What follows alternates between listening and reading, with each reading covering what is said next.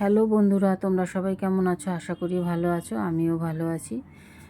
তা আজকে একটা রান্না নিয়ে চলে আসলাম। এগুলো হচ্ছে তোপসে মাছ।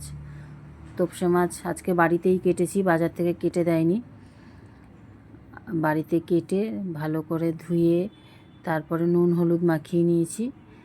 নিয়ে এবার একটু ভেজে নেব তোপসে মাছগুলো। তোপসে মাছ খেতে খুব ভালো লাগে, দারুণ টেস্ট। এগুলো তোপসে মাছের চপও করা যায়। তা কড়াইতে তেল দিয়ে দিয়েছি।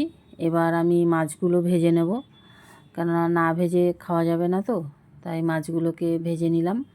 এবার কড়াইতে দিয়ে দিলাম একটু কালো জিরে, তেলের মধ্যে ওই মাছ ভাজার তেলেতেই দিয়ে দিলাম কটা কালো জিরে। একটু কালো জিরে দিলে ভালো লাগে, কালো জিরের গন্ধটা তো খুবই সুন্দর হয়।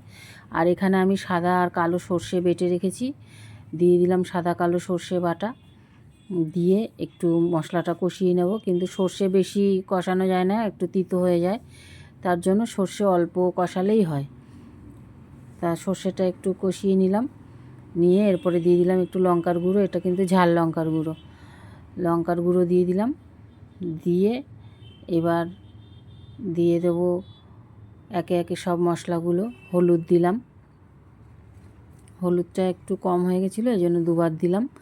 দিয়ে এবার মশলাটা আর একটু নেড়ে নেব। নিয়ে তারপরে একটু না নাড়লে তো হবে না, একটু কষাতেই হবে যতই হোক, তাই একটু কষিয়ে নিচ্ছি ভালো করে মশলা।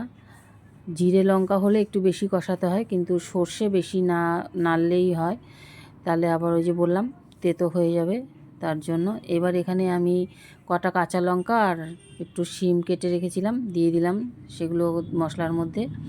দিয়ে আবার একটু নেড়ে নিচ্ছি। শিম দিয়ে এখন নতুন সবজি, শীতের খুবই ভালো লাগে, শীতের নতুন সবজি। দিয়ে দিলাম স্বাদ মতন লবণ, দিয়ে আবার একটু নেড়ে নেব। শীতের সব সবজিই ভালো লাগে, শিম ফুলকপি সবই ভালো লাগে। ঝোলটা ফুটে উঠেছে,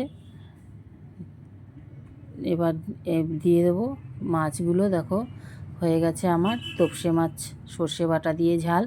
তোমরা এইভাবে করে খেয়ে দেখো, খুব ভালো লাগে। আর তোপসে মাছ সত্যিই খুব টেস্টি, দারুণ লাগে তোপসে মাছ।